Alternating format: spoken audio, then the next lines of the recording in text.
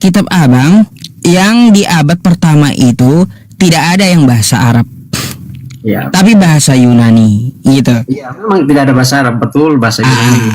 Bahasa Yunani. Lalu ke arah Arab Saudi sana ada peninggalan yang Kristen berbahasa Arab, Ya. tapi inskripsi Zabat gitu.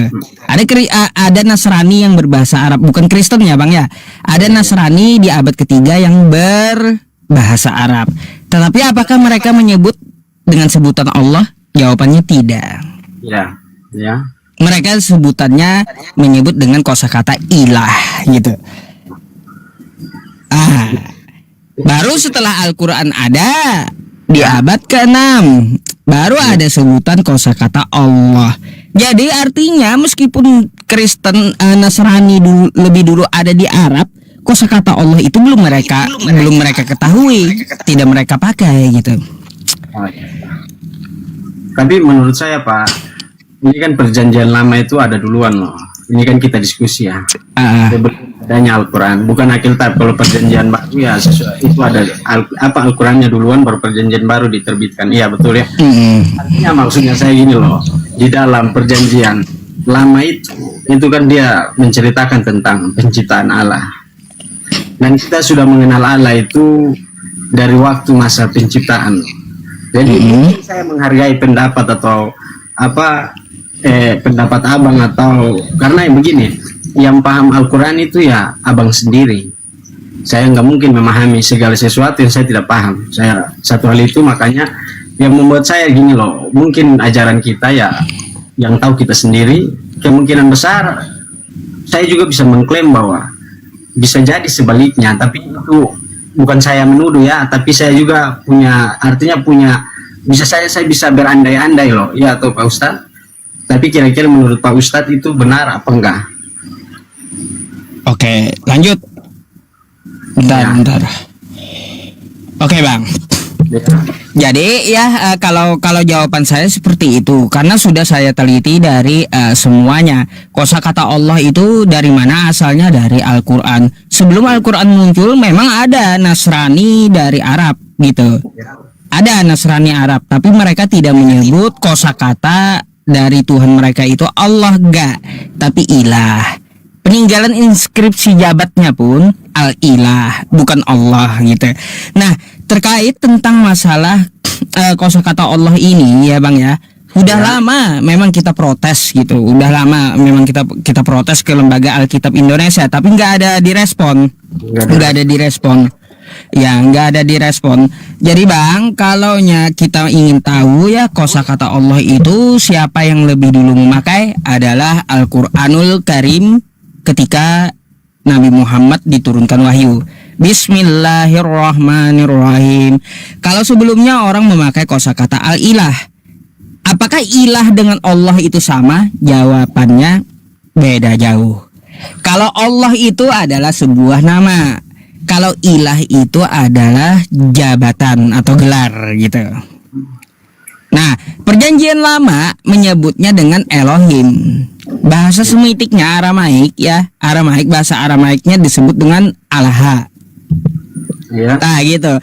Bahasa Arabnya setara hanya dengan ilah. Ilahun. Gitu. Nggak ada Allah. Allah itu memang murni muncul dari Quran.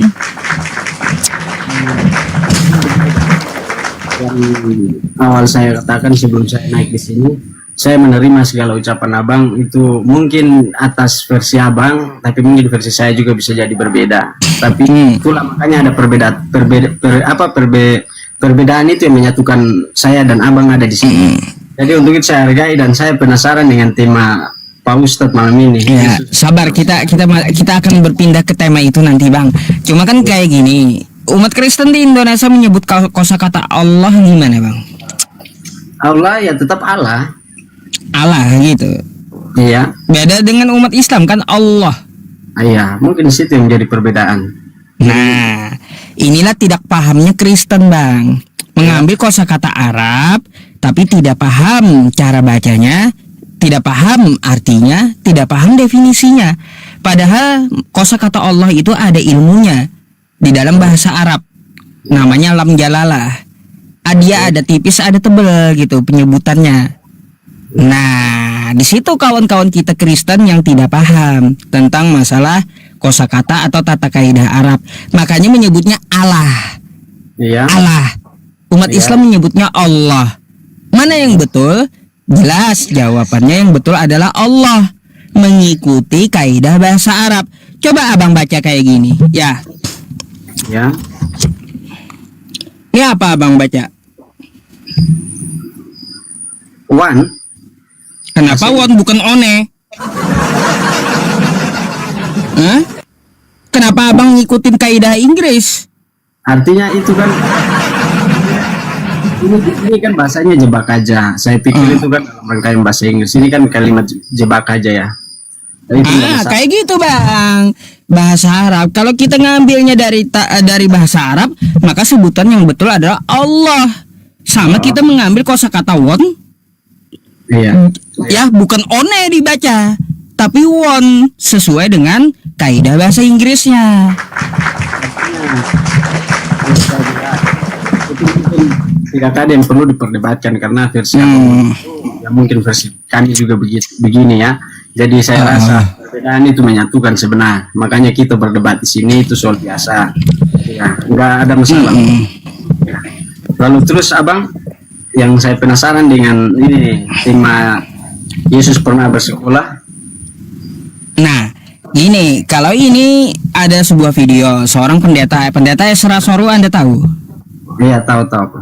Nah, pendeta Esra Soru menjabarkan bahwa Yesus di tahun ke-13-nya sampai 29 dia sekolah gitu.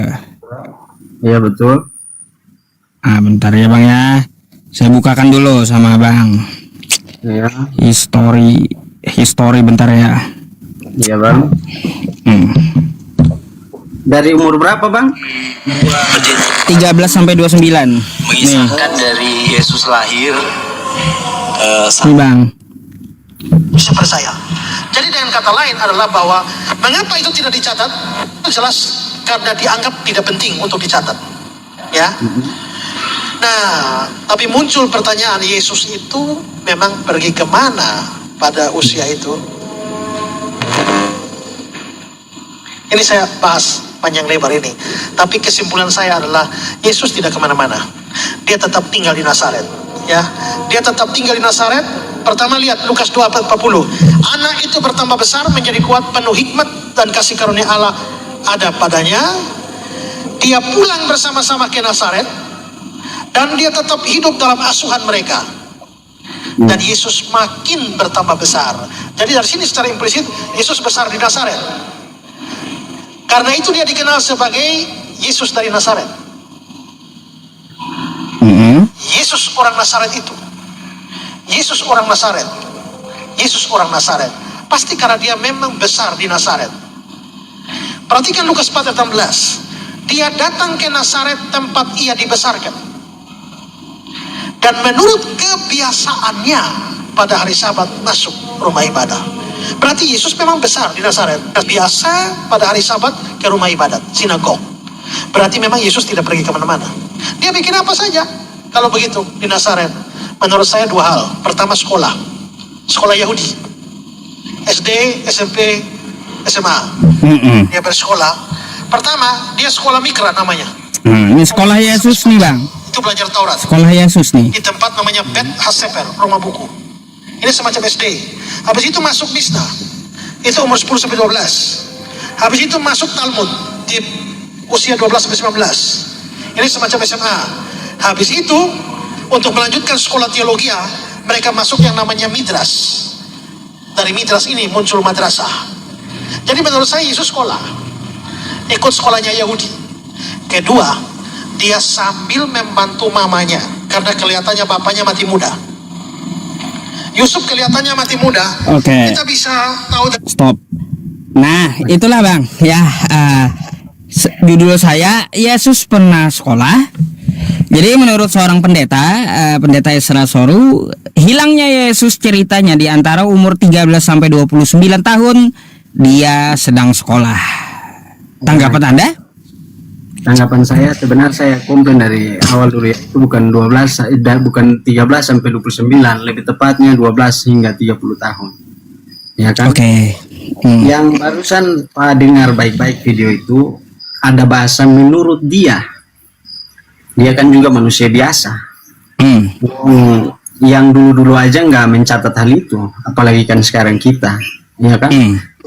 Kedua maksud saya gini loh, kan banyak asumsi soal itu, banyak yang mencari tahu juga, bahkan banyak yang cari tahu tapi sampai sekarang nggak ketemu di mana Yesus umur 12 tahun hingga 30 tahun. Namun ada beberapa kalimat yang saya setuju di sekolahnya. Namun ketika Yesus kembali ke Nazaret untuk membantu ibunya sambil mempersiapkan dirinya, karena waktu itu bapaknya Yusuf kelihatan mati muda memang. Setelah Yusuf meninggal, Yusuf profesinya sebagai tukang kayu. Dan di saat Yusuf nggak ada, dia bisa saja dia membantu ibunya sambil mempersiapkan dirinya. Begitu Bang. Untuk menjalankan misi penyelamatannya. Begitu. Iya. Baik. Ya, pertanyaannya kayak gini Bang. Apakah Abang sepakat dengan pendeta tadi atau tidak dulu?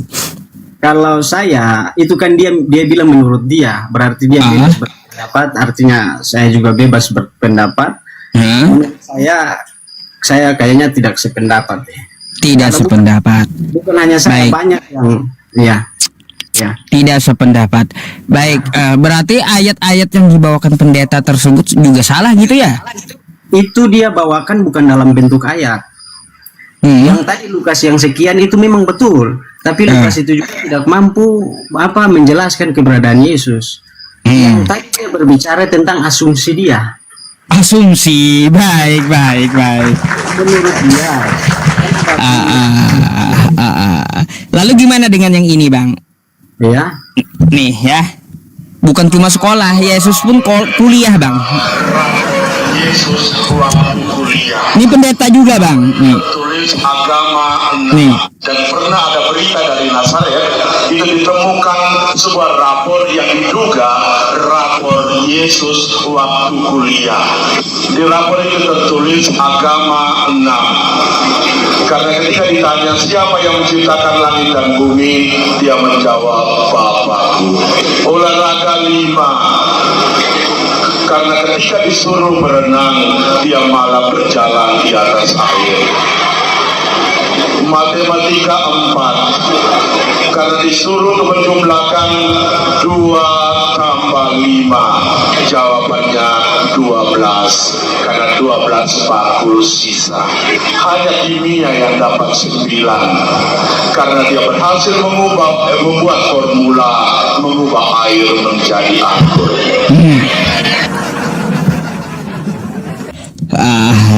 Telah ditemukan rapot atau ijazah Yesus Bang, kayak gimana? Coba begini Pak, yang dia bilang telah ditemukan jasa dan raport dia Yesus, apakah sampai sekarang ada yang bisa membuktikannya? Nggak bisa, nggak ada. Itu berarti begini, simpelnya begini Bang, ini maaf kata ya, di antara semua ustadz, apakah Abang percaya semua yang mereka katakan semua? Kalau kami kan ada tolak ukurnya Bang. Kalau yang dikatakan seorang ustadz jika lepas dari 4 itu apa? Al-Quran, hadis, terus ijtihad ulama serta qiyas, maka nggak bisa dipakai ustadz itu. Dan begitu kami juga pun ada tolak ukurnya. Tolak ukurnya di mana kita berpedoman kepada Alkitab.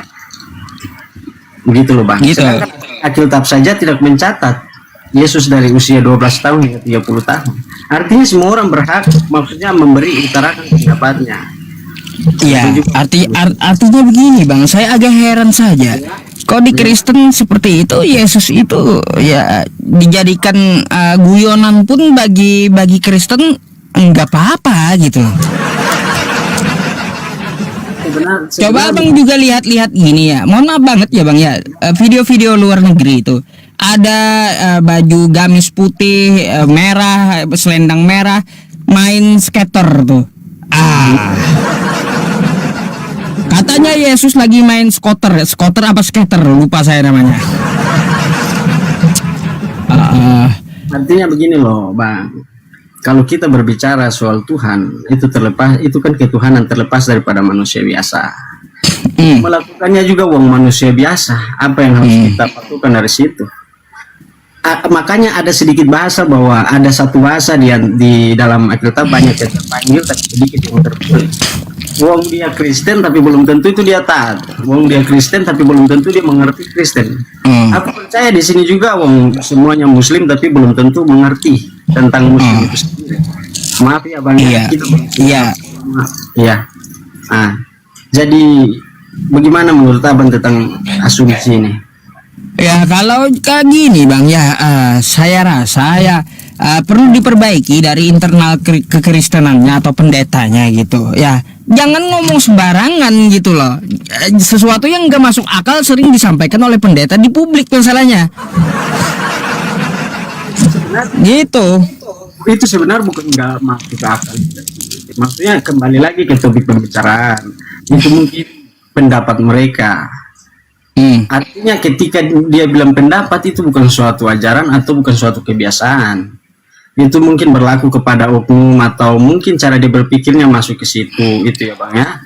Jadi karena begini loh Bang, begini di dalam kita Kristen, Alkitab itu sebagai pedoman, Tuhan sebagai Tuhan sebagai cermin kita untuk menjalankan hidup ini. Jadi ketika Abang membandingkan Yesus dengan manusia yang berpakaian itu ini dan itu ini, maaf itu juga bukan pedoman hidup kita atau cerminan hidup.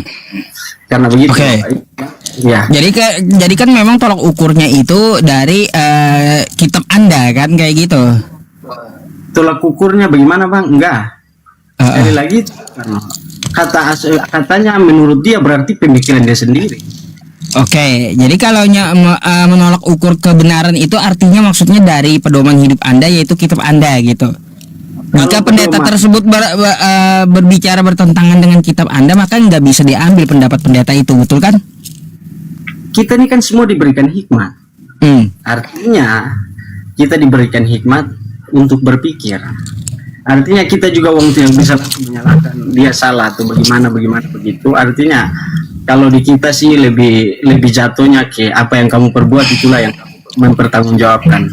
Tapi Bang, di kitab Anda itu apakah Anda yakini 100% gitu Bible itu? Iya, saya meyakini 100%. Ya, kalau saya meskipun tidak dapat dibuktikan gitu. Apanya ya, atau bertentangan dengan sains? Dari segi apanya? Contoh ya, di kitab Anda ada mengatakan ujung langit. Nah, itu di mana ujung langit itu? Begini, jadi gini Bang, ya di kitab Anda mengatakan bumi itu datar. Nah itu. Begini loh Bang, maaf, saya potong. Sebenarnya itu hal-hal yang lumrah untuk diskusi sebesar ini, apalagi kita menjual ke publik dengan penonton yang sebanyak ini. Saya pikir itu hal-hal yang kecil, karena begini loh Bang, yang sebenarnya tidak ada bobotnya kalau kita bahas juga loh. Tapi karena kebetulan Abang bertanya, maka saya menjawab. Ya Bang, nggak mungkin Tuhan bilang dari tengah atau dari samping, dari kiri, dari kanan, nggak mungkin. Artinya ketika dia bilang dari ujung itu dia memanggil semua, tapi karena Alkitab itu sebagai jalan atau sebagai arahan hidup kita, maka di dalam Alkitab itu bukan berarti dia tulis begini hanya kita sebatas begini, enggak. Dia hanya membuka logika kita, dia hanya membuka cara berpikir kita. Tidak semua langsung dia bilang begitu kita. Artinya kalau dari ujung dia menarik, dia membawa semuanya tanpa terkecuali. Begitu loh Bang. Contoh kayak gini Bang, yang bikin bingung ya. Ya. Di sini ada penjuru bumi dari ujung bumi sampai ujung langit. Ujung bumi, ujung langit ini di mana gitu? Bikin saya heran aja. Kalau ujung bumi dan ujung langit, yang kembali lagi, yang saya sudah jelaskan dari awal ya Pak ya, bahwa itu hanya sebenarnya bahasa-bahasa sederhana, namun dia merangkul semuanya tanpa terkecuali. Nggak mungkin dia bilang dari tengah. atau Tuhan Yesus sendiri bilang dari samping atau kiri kanan. Kalau dia bilang dari ujung berarti semuanya direkap menjadi satu loh. Coba lihat nih, keempat penjuru bumi. Bumi ada sudut pula. Yang sekarang abang percayai bumi ini apa? Datar atau bulat? Enggak, bukan datar, bukan bulat, enggak terlalu bulat dia. Bumi itu kami membahasakannya terhampar gitu. Terhampar, ya memang bumi betul. Kalau dalam bahasa apa namanya, bahasa yang kita tahu dan kita belajar selama ini kan begitu ya. Tapi itulah bahasanya ketuhanan. Maksudnya di dalam Al-Quran juga kalau berkata apapun yang di dalamnya wajib hukumnya kita harus mengikutinya. Mungkin karena begini loh, ketika perkataan Yesus atau kata-kata yang tertulis dalam kitab suci, ya kita kan kembali lagi kita kan manusia biasa. Namun lebih mudah untuk dicerna dan lebih gampang untuk dilakukan. Makanya artinya kayak gini Bang, sesuatu ya yang saya rasa beriman itu juga tidak langsung imani saja gitu. Ya. Tapi kan sesuai dengan pengetahuan dan akal kita kan kayak gitu.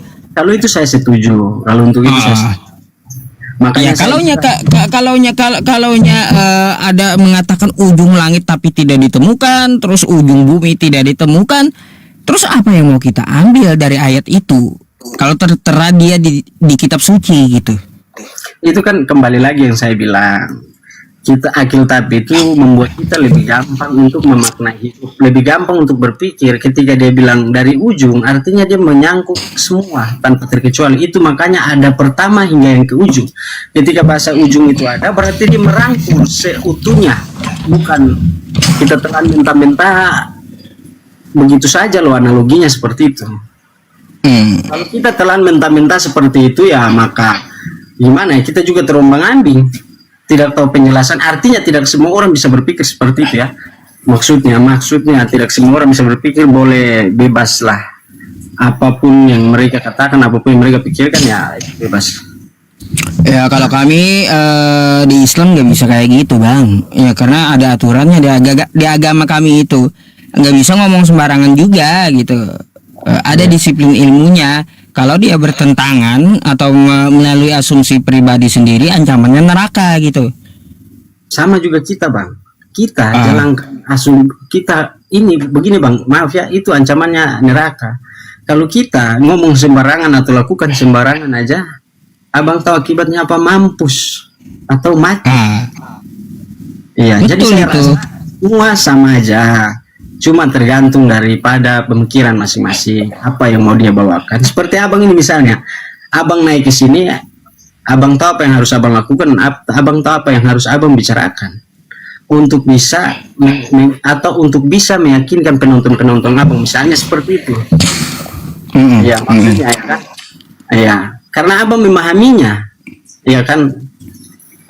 Demikian juga kami, abang dapat memahami, mencerna gampang apa ajaran abang, saya juga sebaliknya. Namun kalau orang lain cuma mau pengen coba-coba atau mau pengen cari tahu, itu susah loh ketemu. Susah ya, makin menyesatkan memang ya.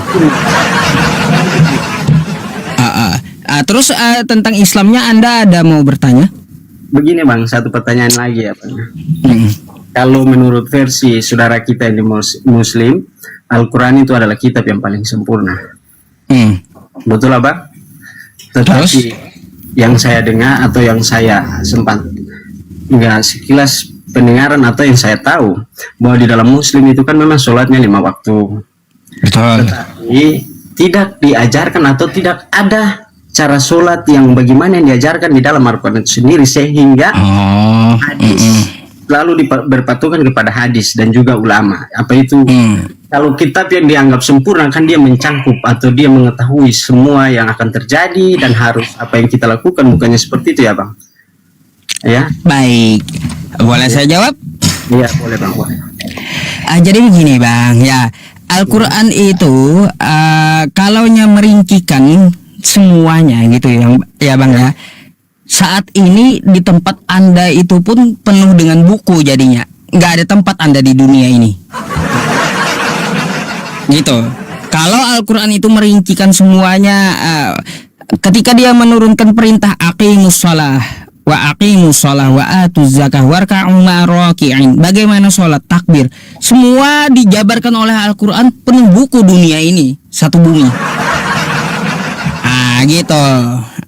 Jadi bukan berarti Al-Qur'an selalu Al-Qur'an yang menjelaskan secara detail. Enggak, yang memahami dari wahyu tersebut adalah utusannya. Utusannya dibimbing oleh malaikatnya. Kan kayak gitu.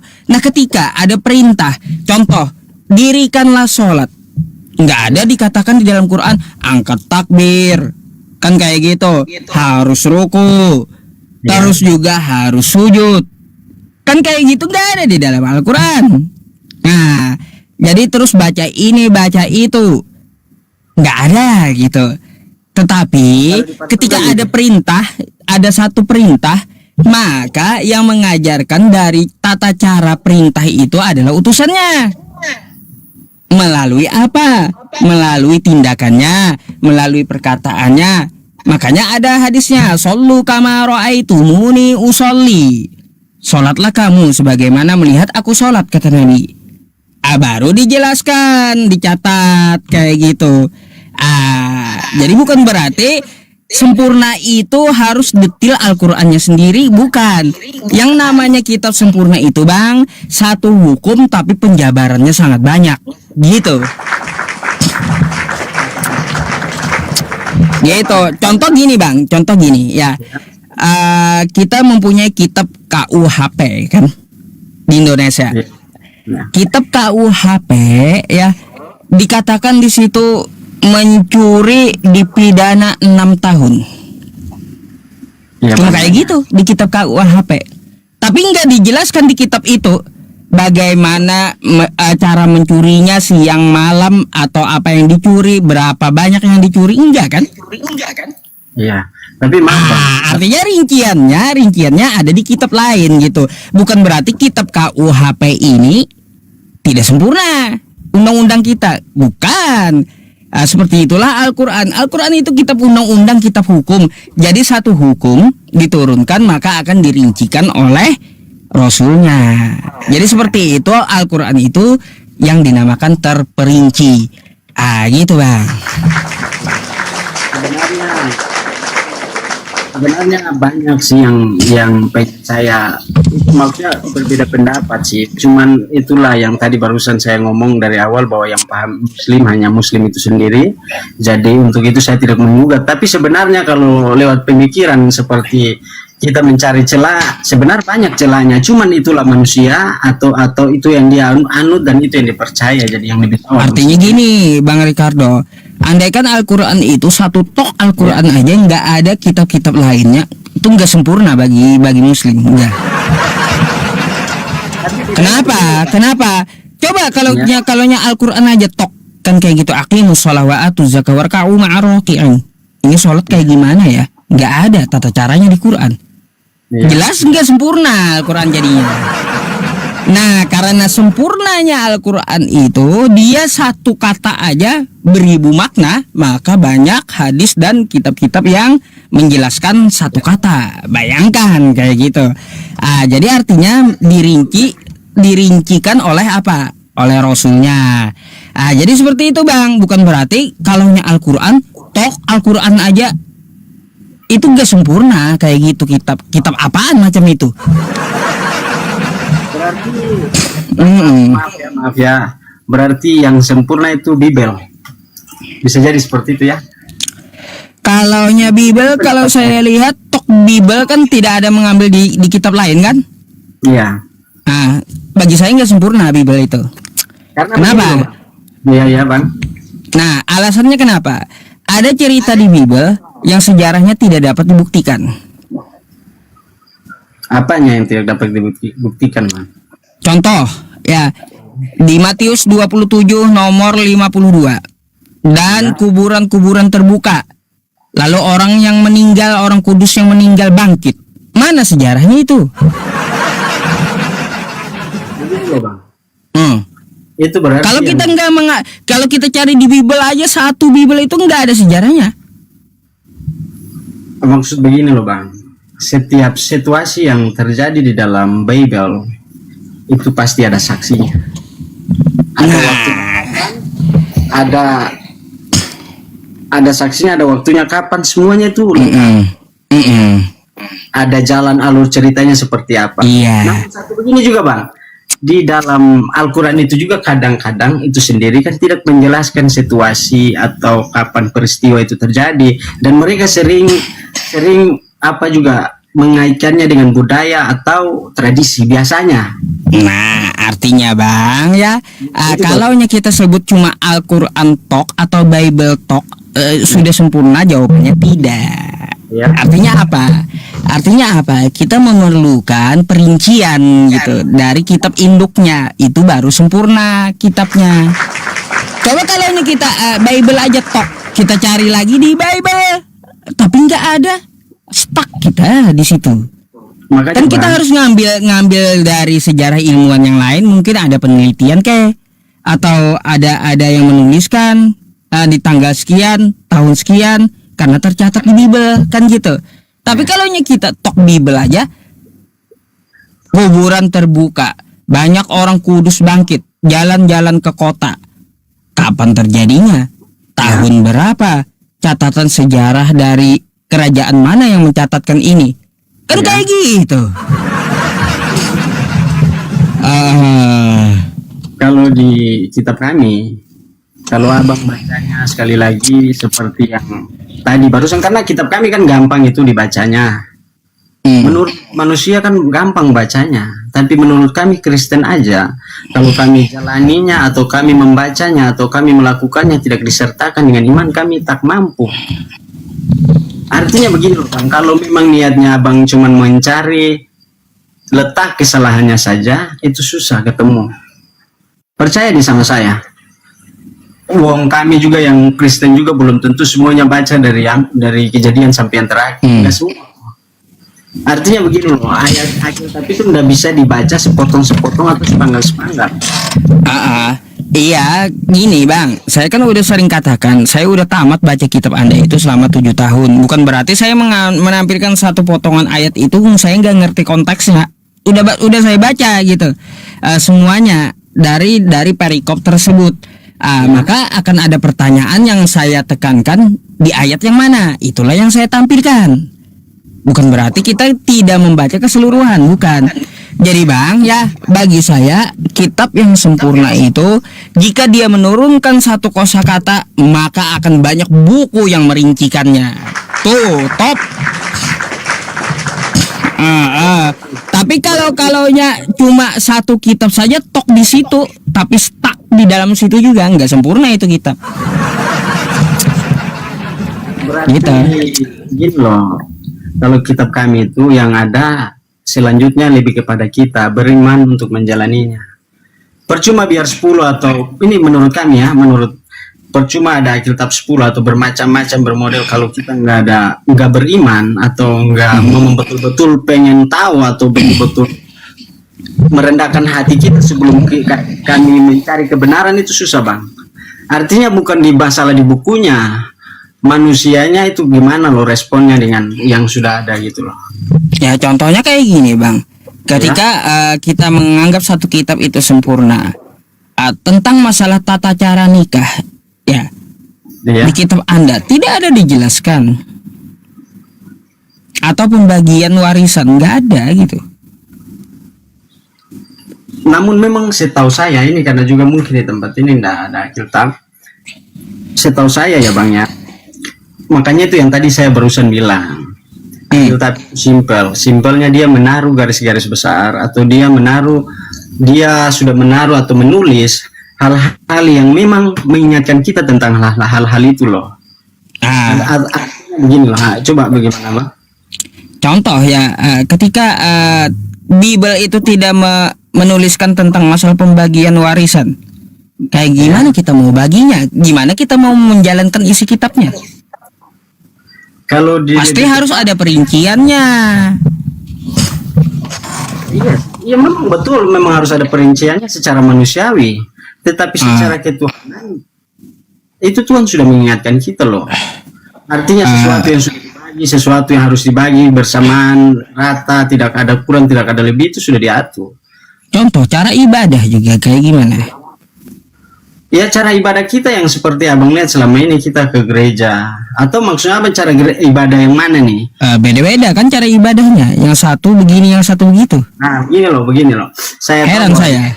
di dalam Kristen ini kan satu agama Kristen, ya kan? Tapi itu ada nama berbeda-beda aliran loh. Tapi tetap tujuan kita itu sama, ya kan bang ya? Nah, tapi ibadahnya caranya beda-beda gitu. Sebenarnya enggak kepada beda-beda tata cara ibadahnya, cuman kepada musiknya, terus antusiasnya juga beda-beda. Jadi setiap sekte itu bikin cara ibadah sendiri. Maksudnya cara ibadah itu kembali ke gerejanya masing-masing loh. Oh iya, berarti kayak gitu teman-teman, beda-beda tergantung dari gerejanya gitu. Kalau Muslim kan ada dua ini, ada Muhammadiyah sama apa itu bang? Oh gini bang, beda dengan sekte yang seperti itu. Kalau di Muslim itu dia mau Muhammadiyah mau NU cara sholatnya sama. Cara sholatnya sama. Gitu. Di masjid manapun cara sholatnya sama semua. Iya, ini kan misalnya ini kan saya kasih pemahaman aja karena tadi juga supaya gampang dicerna itu loh gini. Seperti misalnya gini loh, kan teman saya juga kan banyak yang Muslim. Kebetulan saya kerja sekarang ini di tempat saya itu tempat usaha kecil-kecil saya itu hampir 99% itu Muslim karena mereka pendatang juga karena pedagang ya kan bang. Yang saya tahu bahwa NU dan Muhammadiyah itu kita lihat saja waktu puasa sama lebarannya itu ada yang duluan, ada juga yang dari belakang. Itu kan iya. Ya, maksudnya kita bicara tentang ibadah ya. Nah, ya kalau itu bukan ibadah, itu tergantung dari urusan menentukan sesuatu atau hilal yang dilihat dari bulan kan kayak gitu. Ada punya metode masing-masing. Bukan berarti itu merusak akidah antara Muhammadiyah dan NU. Enggak. Ya. Mau mereka berbeda harinya, tetap aja cara ibadah sama, cara wudhu sama, Tuhannya sama. Kayak gitu. Kalau kita di Kristen juga sama bang. Gitu loh. Kayak yang tadi abang jelas. Poinnya di Kristen juga kita sama. Tuhan kita sama, Tuhan kita cuma kan sama, kayak gini di Kristen itu kan sama. tergantung gerejanya kata abang tadi. Artinya cara ibadahnya setiap gereja itu berbeda-beda gitu. Gini loh bang, memang setiap ibadahnya bukan berarti berbeda terus kita berbeda, artinya berbeda Tuhan enggak kan? Tetap Tuhan yang sama. Ya memang maksud saya gini, artinya bang tidak ada di Kristen itu tata cara aturan beribadah yang tetap yang dirincikan oleh kitab Anda. Itu yang saya maksud.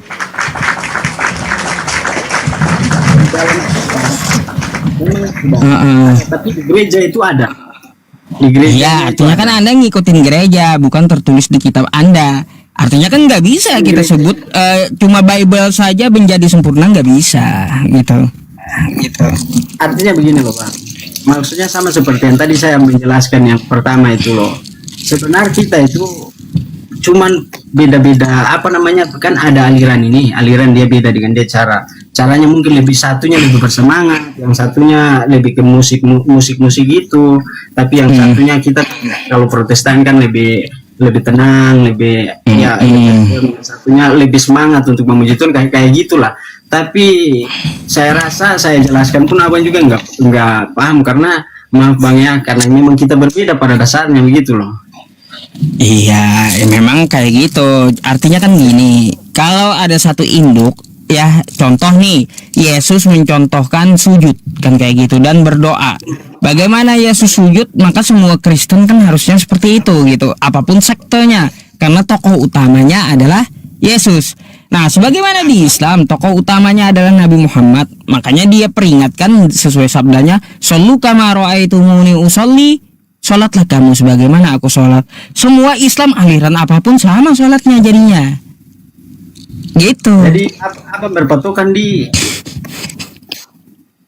Yesus cara ibadah, cara itu. Pertanyaannya gini kan, kalau kita di dalam kamar kita pun juga itu kita nggak semua berdiri bisa kita sujud ya gitu. Artinya kita menyerahkan dan merendahkan hati kita di depan Tuhan. Pada saat itu yang Yesus lakukan juga, dia merendahkan dirinya karena pada saat itu dia menjelma sebagai manusia sepenuhnya untuk menanggung setiap dosa perbuatan yang dilakukan oleh manusia itu sendiri. Gitu ya, Pak. itu.